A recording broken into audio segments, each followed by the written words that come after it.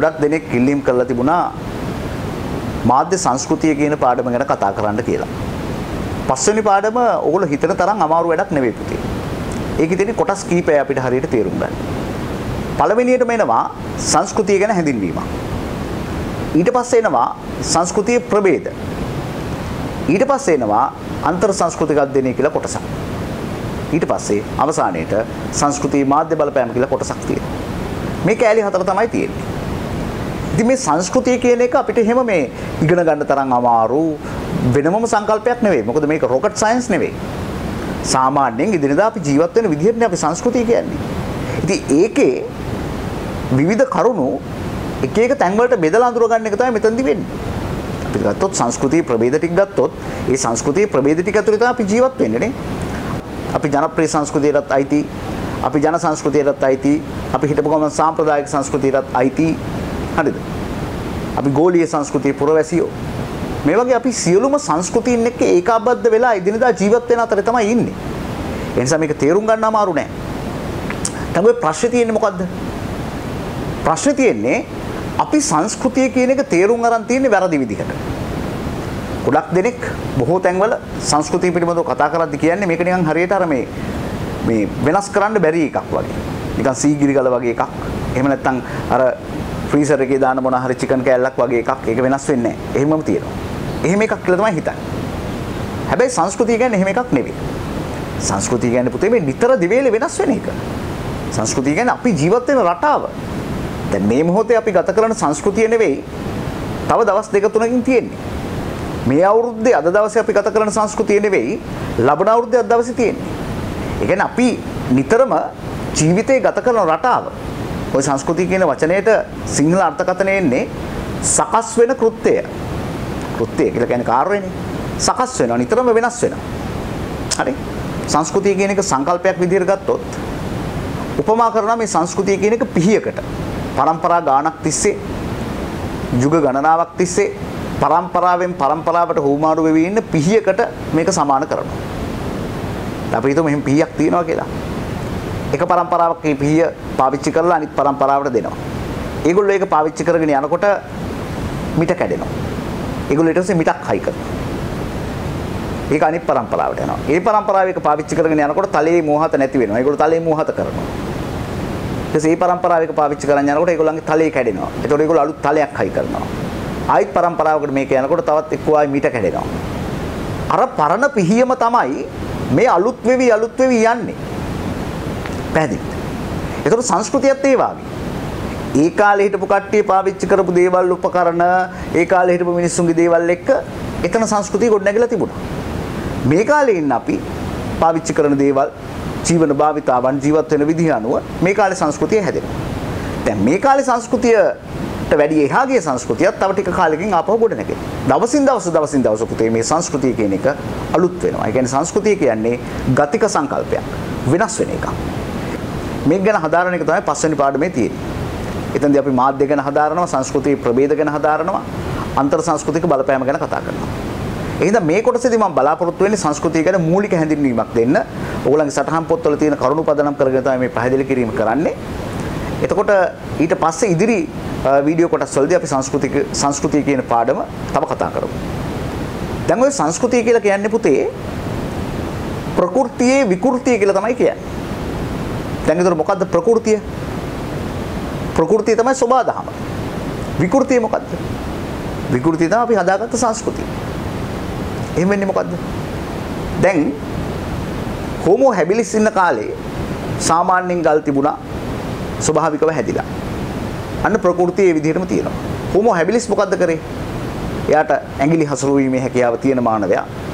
Homo හැබිලිස් කරන්නේ අර ගල් ටික අරගෙන එක පැත්තක් උල් කරලා ගල් ආයුධ හදාගන්නවා. හරිද? ගල් ආයුධ හදාගන්නවා. අන්න ඒතර අර ස්වභාවිකව තිබුණු ප්‍රകൃතියේ තිබුණු ගල් කියන ඒවා ගල් ආයුධ බවට අපි පත් කරගන්නකොට ඒවා අපේ සංස්කෘතියට අදාළ අංගයක් බවට පත් වෙනවා. අර ගල් කැට පොළවේ තිබුණා නම් ඒවා අපේ සංස්කෘතිය අංගයක් නෙවෙයි. අපි ඒවා වෙනස් කරලා අපිට ඕන විදිහට වෙනස් කර ගැනීම නිසා අපේ සංස්කෘතියට අපි ඒක ඇතුළත් කරගන්නවා. ඒතර හෝමෝ හැබිලිස්ලාගේ සංස්කෘතිය අපි හඳුනාගන්නේ ගල් ආයුධ වලින්. හරිද? අන්න ප්‍රകൃතිය විකෘති කරා. ස්වභාවිකව තිබුණු ගලක් අරගෙන ඒක විකෘති කරා. එතනින් සංස්කෘතියක් හැදුනා. ස්වභාවිකව වෙන ගස් වැල් අරගෙන අපි අපේ ආහාර වලට ගන්නවා. එතන ආහාර සංස්කෘතියක් හැදෙනවා. ස්වභාවික වැවෙන ගස්වැල් වලින් අපි ඇඳුම් නිෂ්පාදනය කර ගන්නවා. විලාසිතා සංස්කෘතියක් හැදෙනවා. ඉතින් මේ විදිහට ස්වභාව ධර්මයේ ස්වභාවිකත්වය වෙනස් කරලා අලුත් කරලා හදාගන්න එකට අපි සංස්කෘතිය කියනවා. ඒ නිසා තමයි අපි සංස්කෘතිය කියන්නේ පුතේ ප්‍රകൃතියේ විකෘතිය කියලා. ප්‍රകൃතිය සබදාහම අපි විසින් ඒක වෙනස් කර ගැනීම තමයි විකෘතිය බවට පත් වෙන්නේ. හරි? ඔය සංස්කෘතිය කියන වචනය මූලික වශයෙන් එන්නේ ලතින් භාෂාවෙන්. ලතින් භාෂාවේ කල්ටස් කියලා වචනයක් තිබුණා. මේ ලතින් භාෂාවේ කල්ටස් කියන වචනේ තේරුම උනේත් යම් දෙයක් ප්‍රතිසංස්කරණය කරන එක, ගොඩනගන එක, අලුත් කරන එක මේ වගේ අදහසක් තමයි මේකේ තේරුම. මේ කල්ටස් කියන වචනේ පදනම් කරගෙන තමයි කල්චර් කියන වචනේ ඉංග්‍රීසි භාෂාවට එන්නේ. ඒ තමයි සංස්කෘතිය කියන වචනේ ඉංග්‍රීසි වචනේ කල්චර් කියලා තමයි අපි සංස්කෘතියට කියන්නේ. මේ වචනේ නිර්මාණය වෙලා තිබුණාට මේක හරියටම ප්‍රයෝජනවත් විදිහට වචනයක් විදිහට පාවිච්චි කරන්නේ මාකස් පර්සියස් කැටෝ කියන කෙනා. එයා තමයි ඇග්‍රිකල්චර් කියන වචනේ හදන්නේ. කෘෂි කර්මාන්තේ එන්නේ. හැබැයි නිකන් ඒක කෘෂි සංස්කෘතිය වාගේ නිකන් එහෙම එකක් එනවනේ. ඇග්‍රිකල්චර් කියන වචනේ හදන්නේ මාකස් පර්සියස් කැටෝ කියන කෙනා. ඒතර එයා තමයි අර කල්චර් කියලා තිබුණු වචනේ යම් වැඩකට ගන්න පුළුවන් විදිහට පාවිච්චි කරන්න පටන් ගත්තා. ඊට පස්සේ රෝමේ හිටපු ටූලිස් සීසර් කියන පාලකයා මෙයා මේ වචනේ අරගන්නවා. මෙයා මේ වචනේ අරගෙන පාවිච්චි කරනවා වෙන විදිහකට. මෙයා මේකට අර්ථකථනයක් දෙනවා. දැන් අපි දන්නවා රෝමයේ කේන්ද්‍ර කරගෙන රෝමය පදනම් කරගෙන වෙනම දර්ශනවාදයක් බිහි වෙනවා. ඉතින් මේ දර්ශනවාදය කියන වචනය විග්‍රහ කරන්න තමයි සීසර් සංස්කෘතිය කියන වචනේ පාවිච්චි කරන්නේ. එයා කියනවා මොනවා කියලාද? එයා කියනවා දර්ශනය කියලා කියන්නේ වෙන මොකක්වත් නෙවෙයි ආත්මය හා බුද්ධියේ සංස්කෘතිය කියලා. දර්ශනය කියන්නේ වෙන මොකක්වත් නෙවෙයි ආත්මය හා බුද්ධියේ සංස්කෘතිය. දර්ශනය යනු ආත්මය හා බුද්ධියේ සංස්කෘතිය කියලා තමයි ටූලිස් සීසර් කියන්නේ. ඒතර මේ සංස්කෘතිය කියන වචනය හරියට මේක පැහැදිලි අර්ථයක් එක්ක පාවිච්චි කරන්න පටන් ගත්තේ ජර්මන් ජාතික නීතිවේදියෙක් හිටියා සැමුවෙල් පුෆෙන්ඩාෆ් කියලා. එයා තමයි පුතේ මේක හරියටම පැහැදිලි අදහසක් එක්ක සංස්කෘතිය කියන වචනේ පාවිච්චි කරන්න පටන් ගත්තේ. එයා කිව්වා මිනිසාගේ හස්ත නිර්මාණ ඇතුළු කෘත්‍රිම ක්‍රියාකාරකම් සියල්ලම සංස්කෘතියට අයිති කියලා. මිනිසාගේ හස්ත නිර්මාණ ඇතුළු කෘත්‍රිම ක්‍රියාකාරකම් සියල්ලම සංස්කෘතිය කියලා කිව්වා. ඒක හොඳ පැහැදිලි කිරීමක් නේ. හරි? සංස්කෘතිය කියන එක ඒ වචනේ ඉස්සර පාවිච්චි කරාට ගොඩක් කට්ටිය මේකට හොඳ පැහැදිලි කිරීමක් තිබ්බේ නැහැ. ඒ නිසා සැමුවෙල් පුෆෙන්ඩාෆ් දුන්න මේ අර්ථකථනය හොඳයි. හරි? එතකොට සංස්කෘතිය කියන කාරණාව සම්බන්ධයෙන් කතා කරද්දී අපිට අමතක කරන්න බැරි කෙනෙක් ඉන්නවා. ඒ තමයි ඊ.බී. ටයිලර්. ටයිලර් ලිව්වා වෙනම පොතක් ආදි කල්පික සංස්කෘතිය කියලා.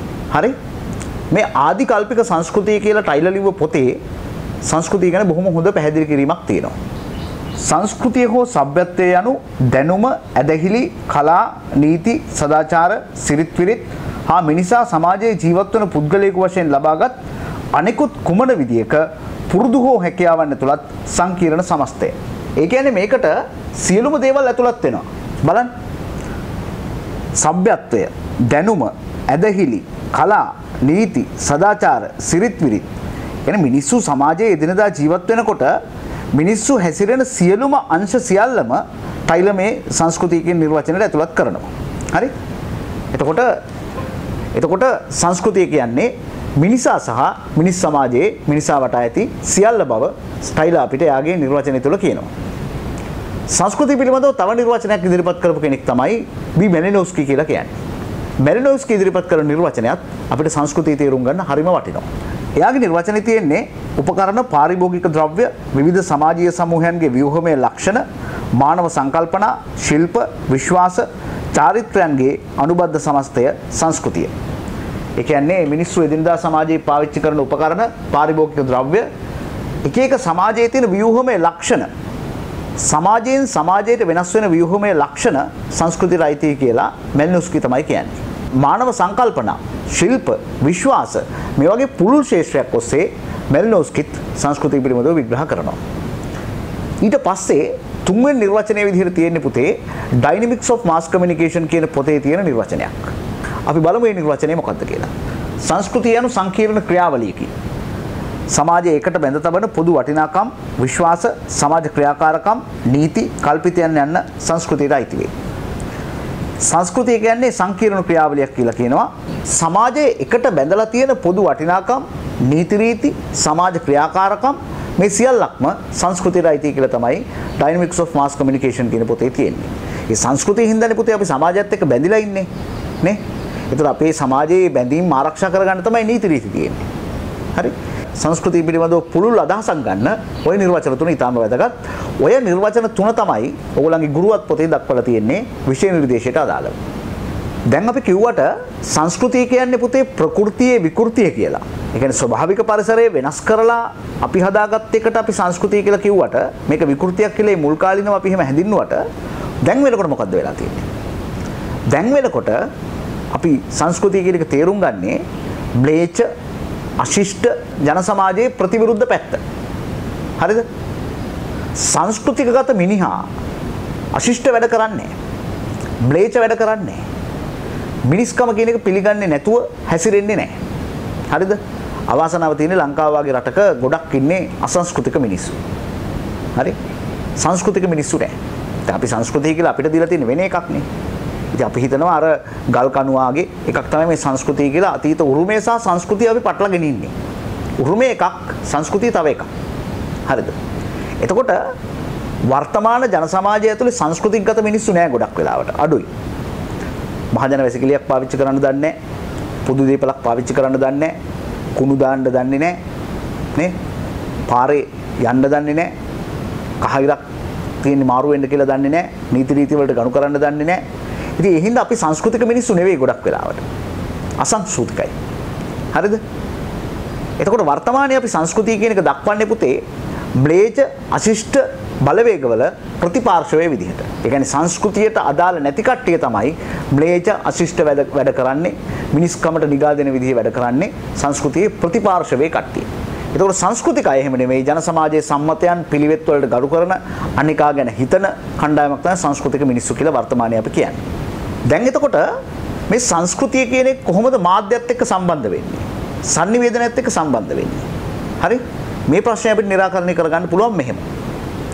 දැන් ඉස්සර පුතේ සංස්කෘතිය කියන එක බෙදා හදාගත්තේ සංස්කෘතිය කියන එක පවරලා දුන්නේ කොහොමද? ජනමාධ්‍ය බිහි වෙන්න කලින්. අපි නිකන් කල්පනා කරලා බලමු. හරිද?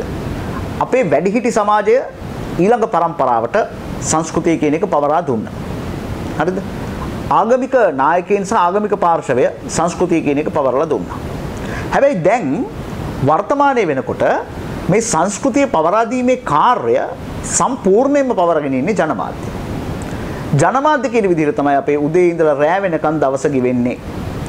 උදේ දත් මදින්න, දත් බුරුසුර දාගන්න දත් බෙහෙත් ටිකේ ඉඳලා රැට නිදා ගන්න යන මధుර කොයිල් එක දක්වා වෙළඳනාම ගණනාවක් අපේ ඔළුවේ ජනමාධ්‍ය විසින් පුරවනවා. ජීවත් වෙන විලාසිතාව ජනමාධ්‍ය අපිට කියලා දෙනවා. හැසිරෙන විදිහ ජනමාධ්‍ය අපිට කියලා දෙනවා. කෑම කන විදිහ, අඳින පළඳින විදිහ අපිට කියලා දෙනවා. ඒතකොට අපේ සංස්කෘතිය වර්තමානයේ අරගෙන යන්නේ ජනමාධ්‍ය විසින්. ජනමාධ්‍ය ඔස්සේ sannivedanaya කරන කරුණ නිසා තමයි අපේ සංස්කෘතිය වර්තමානයේ මේ විදිහට ක්‍රියාත්මක වෙන්නේ. ඒ නිසා මාධ්‍ය, සංස්කෘතිය, sannivedanaya කියන තුන එකිනෙකට සම්බන්ධ පදයන් තුනක්. හරි? වර්තමාන ජන සමාජය ඇතුලේ මාධ්‍ය නැතුව පුතේ සංස්කෘතියක් පවත්වාගෙන යන්න බෑ. sannivedanayak නැතුව සංස්කෘතියක් පවත්වාගෙන යන්න බෑ. මේ නිසා මේ වචන තුන අපි කියනවා එකිනෙකට සම්බන්ධ වචන තුනක් කියලා. වර්තමානයේ සංස්කෘතිය කියන්නේ කොහෙද තියෙන්නේ? සමාජය තුළ. සමාජය තුළනේ සංස්කෘතිය තියෙන්නේ.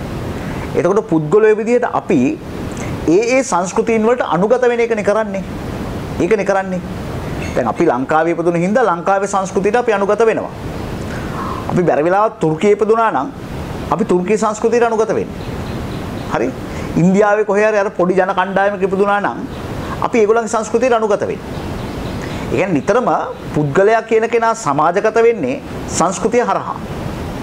මේ නිසා අපිට පුද්ගලයා, සමාජය, සංස්කෘතිය කියන සාධක තුන එකිනෙකට වෙන් කරන්න බැරි සාධක තුනක් විදිහට තමයි දකින්න තියෙන්නේ. මොකද පුද්ගලයා වෙනස් වුණොත් සමාජය වෙනස් වෙනවා. හරිද? පුද්ගලික වශයෙන් මම වෙන සංස්කෘතියක් අනුගමනය කරොත් සමාජයේ සංස්කෘතිය වෙනස් වෙනවා. එතකොට සමස්ත සංස්කෘතියට ඒකෙන් බලපෑමක් එල්ල වෙනවා. හරිද? මේ සමස්ත සංස්කෘතිය වෙනස් වීම කෙරෙහි බලපාන්නේ පුතේ පුද්ගලයන්ගේ ක්‍රියාකාරකම්නේ. හරිද?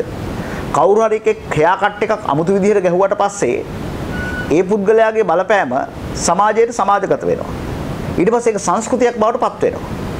හරිද? එහෙමනේ වෙන්නේ. එතකොට මේ පුද්ගලයයි, සමාජයයි, සංස්කෘතියයි කියන සාධක තුන එකිනෙකට වෙන් කරන්න බැරි එකිනෙකට සහසම්බන්ධිත සංකල්ප තුනක් විදිහට තමයි අපිට ගන්න තියෙන්නේ. පුද්ගලයාගෙන් සහ සමාජයෙන් තොරව පුතේ සංස්කෘතියක් තියෙන්න බෑ. අනිවාර්යයෙන්ම මෙතන සමාජයක් තියෙනවා නම් සංස්කෘතියක් එතන තියෙන්න ඕනේ. එතකොට මේ පුද්ගලයන්ට සංස්කෘතියක් නැතුව ජීවත් වෙන්න බෑ. ඒ නිසා මේ සංකල්ප තුන එකිනෙකට සම්බන්ධ සංකල්ප තුනක් විදිහට තමයි අපිට පැහැදිලිව අඳුර ගන්න තියෙන්නේ. එතකොට පුද්ගලයා සමාජගත වෙන්නේ සංස්කෘතියට අනුව සංස්කෘතියට අනුගත වීමක් එතනදි වෙන්නේ. ඒ කියන්නේ පුද්ගලයා සමාජගත වෙනවා නැත්නම් සමාජ අනියෝජනය කරනවා කියලා කියන්නේ අපි නේ. අපි ඉපදුනාට පස්සේ අපි ඉපදෙනකොට මෙලෝඩියක් දන්නේ නැහනේ. අපි ඉන්නේ කොහෙද කියලාවත් දන්නේ නැහනේ. ටික කාලයක් යනකොට තමයි පුතේ ටිකින් ටික තේරෙන්න පටන් ගන්න. හරිද? ඉපදිලත් මුල් කාලේ මොකද්ද කරන්නේ? අපි දන්න අපිට හරි කියලා හිතන භාෂාවෙන් තමයි අපි sannivedanaya කරන්න පටන් ගන්න. වතුරට ජෝ කියනවා. මේ එක එක જાති නම් කියනවා. ඇයි ඒ? ඒ කියන්නේ ඒ ළමයාට පේන දේෙන් එයා sannivedanaya කරගන්න දේෙන් තමයි එයා වචන හදාගන්නේ. හැබැයි ටික කාලයක් යනකොට ළමයාට තේරෙනවා මේක නෙවෙයි හරි වචනේ. හරි? මේ වචනේ නෙවෙයි හරි වචනේ. වතුර කියන එක තමයි හරි කියලා එයා අල්ලගන්නවා. ඒතර එයා මේ අල්ලගන්නේ මොකද්ද? එයා මේ අල්ලගන්නේ පුතේ සංස්කෘතිය. මොකද භාෂාව සංස්කෘතියට අයිති. ඇඳුම් පැළඳුම් සංස්කෘතියට අයිති. ආහාර රටා සංස්කෘතියට අයිති. හරි? ජීවන රටා සංස්කෘතියට අයිති. ඉතින් මේ සියල්ලට අර ළමයා අනුගත වෙනවා නැත්නම් සමාජ අනුයෝජනය වෙනවා කියලා කියන්නේ පුතේ සංස්කෘතිකගත වෙනවා. ඒතකොට පුද්ගලයාට සංස්කෘතියෙන් තොරව හුදෙකලා පැවැත්මක් නැත. මේ ලෝකේ මේ මොහොතේ එළිය දකින්න දරුවෝ, හෙට එළිය දකින්න දරුවෝ, අනිද්දා එළිය දකින්න දරුවෝ ඒ තම තමන්ගේ සංස්කෘතික වටපිටාවට අනුව තමයි අනුගත වෙන්නේ. අපි ගත්තොත් අපි පුංචි කාලේ වගේ වෙනකොට තිබුණු සංස්කෘතික වටපිටාව නෙවෙයි වර්තමාන දරුවන්ගේ සංස්කෘතික වටපිටාව. හරිද? අපි ඒ කාලේ නේද අපිට මොබයිල් ෆෝන්ස් මේ වගේ ටෙක්නොලොජි පැත්තක් නැත්තම් මේ තියෙන මේ ඩිවයිස් බේස් කරගත්ත මේ අදහසක් තිබුණේ නැහැ. ඒතර අපේ සංස්කෘතිය අපි අවට සංස්කෘතිය අපි අඳුරගත්තේ සමාජ ආශ්‍රය හරහා. හැබැයි දැන් එහෙම නෙවෙයි. දැන් ළමයි ඩිවයිස් එකකින් තමයි ලෝකේ දකින්නේ. එයාගේ සමාජය දකින්න කලින් ලෝකේ දකිනවා. හරිද? ඒ නිසා එයා ගොඩක් ලං වෙන්නේ ගෝලීය සංස්කෘතියට. ඒතර ගෝලීය පුරවැසියෝ බිහිවීමේ තත්ත්වයක් මේ හරහා තියෙනවා. ජනමාධ්‍ය ගත්තොත් ඒත් එහෙමනේ. ජනමාධ්‍යෙත් දැන් ගෝලීය ලක්ෂණනේ තියෙන්නේ. ජාතික ලක්ෂණ වෙනුවට. ඒතර ගෝලීය ලක්ෂණ තමයි ජනමාධ්‍යෙන් පෙන්වන්නේ. ඒතර කොහොම වුණත් අපිට මේකෙන් පැහැදිලි කරන්න තියෙන කාරණේ තමයි මේ පුද්ගලයයි සමාජයයි සංස්කෘතියයි කියන සාධක තුන එකිනෙකට සම්බන්ධයි. පුද්ගලයා ගොඩ නැගෙන්නේ සංස්කෘතියට අනුව නිකන් අර චක්‍රයක කෑලි තුනක් වාගේ තමයි. පුද්ගලයා ගොඩ නැගෙන්නේ සංස්කෘතියට අනුව. හරිද? ඒතර පුද්ගලයා ගොඩ නැගුණාම සමාජයක් හැදෙනවා. ඒතර සමාජය ක්‍රියාත්මක වෙන්නේ සමාජය තමයි සංස්කෘතිය වෙනස් කරන්නේ. හරිද? සමාජය විසින් පුද්ගලයා වෙනස් කරනවා, පුද්ගලයා විසින් සංස්කෘතිය වෙනස් කරනවා, සංස්කෘතියට අනුව සමාජය හැදෙනවා. මේ සියල්ලම එකිනෙකට සම්බන්ධ වෙලා තමයි ගමන් කරන්නේ. ඒ නිසා සංස්කෘතිය කියන සංකල්පය අපි ගත්තොත් එකෙන් අයින් වෙලා ඉන්න කිසිම පුද්ගලයෙකුට බෑ. ඒ වගේම කිසිම සමාජයකට බෑ. සෑම සමාජයකටම ආවේනික වූ සංස්කෘතියක් තියෙනවා. ඒ වගේම සෑම පුද්ගලයෙක්ම කුමන හෝ සංස්කෘතියක පංගුකාරයෝ වෙනවා. ඒ හින්දා මේ සංස්කෘතිය කියන සංකල්පය එහෙම සංකල්පයක්. මම විශ්වාස කරනවා සංස්කෘතිය පිළිබඳව මූලික අදහසක් ඔයගොල්ලන්ට ලැබෙන්න ඇති කියලා. මේ YouTube channel එක ඔයගොල්ලෝ subscribe කරන්න, bell icon එක click කරලා ඔයගොල්ලෝ notifications දාගන්න. මොකද අපි ඉදිරියේදී කතා කරන්න බලාපොරොත්තු වෙනවා සංස්කෘතිය ප්‍රභේද පිළිබඳව සහ මේ පස්වෙනි පාඩම පුරාවට මේ වගේ වීඩියෝ පාඩම් මාලාවක් කරන්න බලාපොරොත්තු වෙනවා. අරවින්ද ඉන්ද්‍රජිත් මීඩියා පන්තිය වැඩි විස්තර සඳහා 0773 596 161 අමතන්න. ලංකාවේ හොඳම ඔන්ලයින් කණ්ඩායම් පන්තිය අරවින්ද ඉන්ද්‍රජිත් මීඩියා පන්තිය.